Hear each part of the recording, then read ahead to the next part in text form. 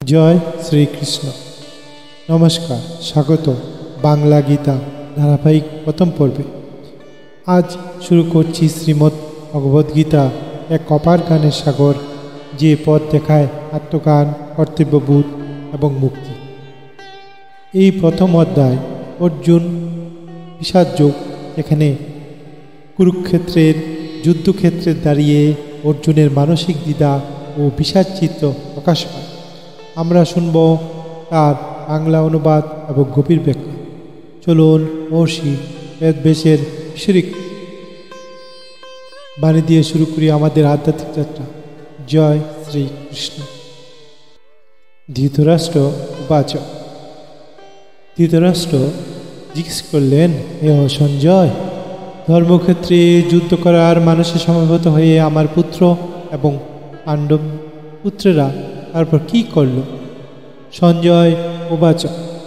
সঞ্জয় বললেন, হে রাজন, পাণ্ডবদের সৈন্যসজ্জা দর্শন করে রাজা দুর্যোধন দ্রোণাচার্যের কাছে গিয়ে বললেন, হে আচার্য, পাণ্ডবদের মহান সৈন্যবল দর্শন করুন, যা আপনার অত্যন্ত বুদ্ধিমান শিষ্য দ্রুপদের পুত্র অত্যন্ত দক্ষতার সঙ্গে ভুজের আকার রচনা করেছেন।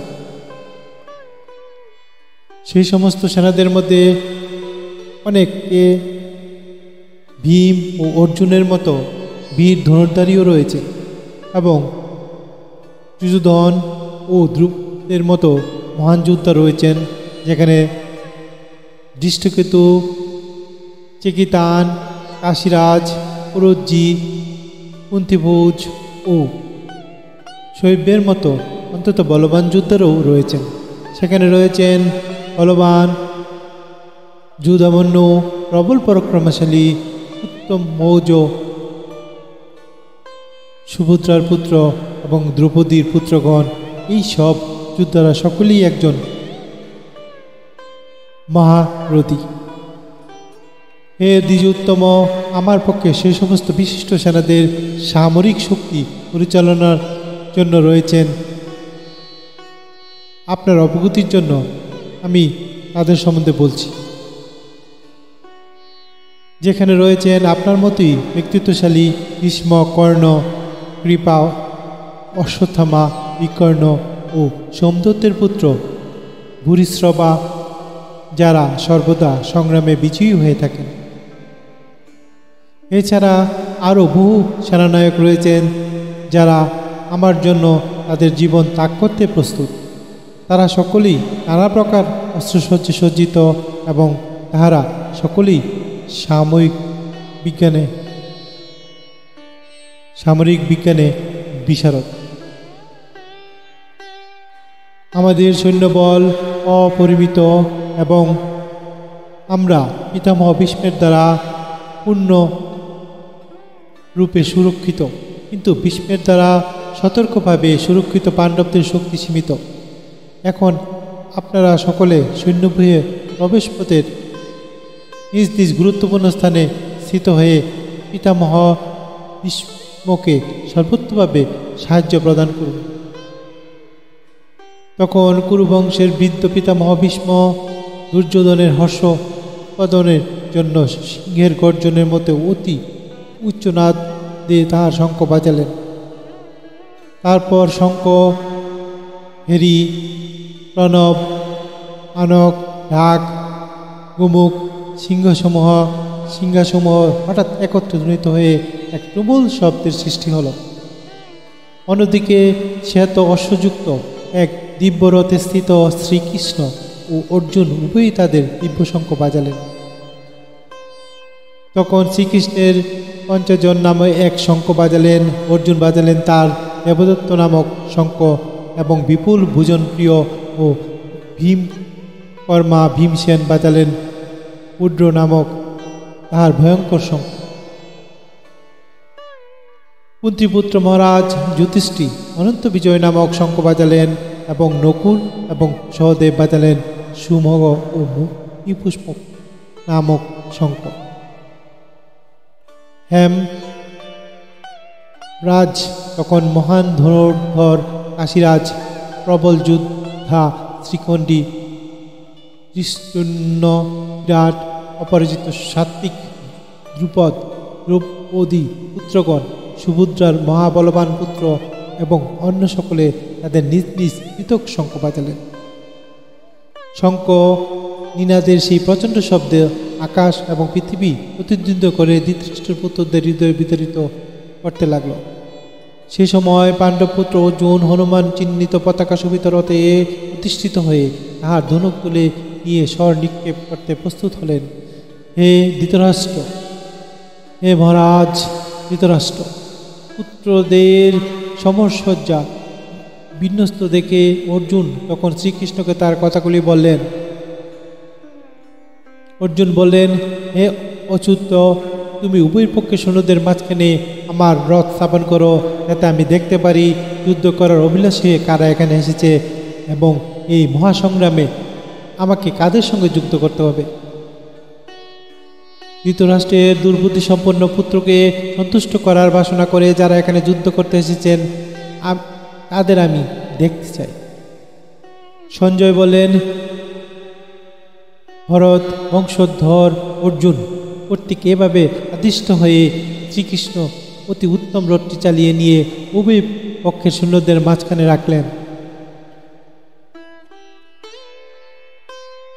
ভীষ্ম, দ্রোণ প্রমুখ পৃথিবীর অন্য সমস্ত নিপতিদের সামনে ভগবান ঋষিকেশ বলেন, হে পার্থ, এখানে সম্ভবত সমস্ত কৌরবদের দেখো।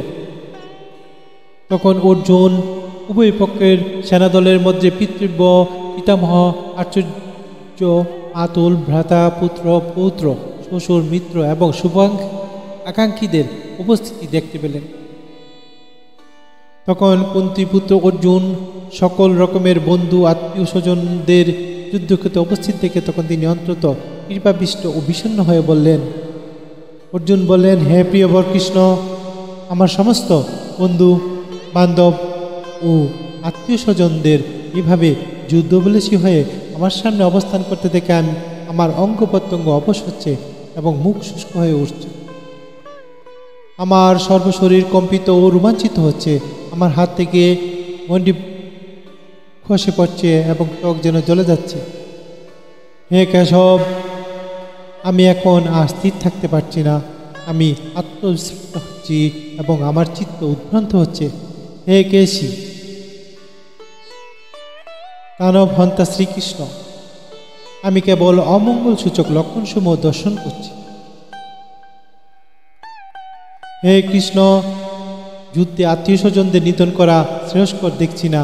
আমি যুদ্ধের জয়লাভ চাই না, রাজ্য এবং সুখভোগও আমি কামনা করি না। হে গোবিন্দ, আমার রাজ্যের কি প্রয়োজন আর সুখভোগ বা জীবন ধারণের বা কী প্রয়োজন, যখন দেখছি যাদের জন্য রাজ্য সুখভোগ কামনা তারা সকলেই এই রণক্ষেত্রে আজ উপস্থিত।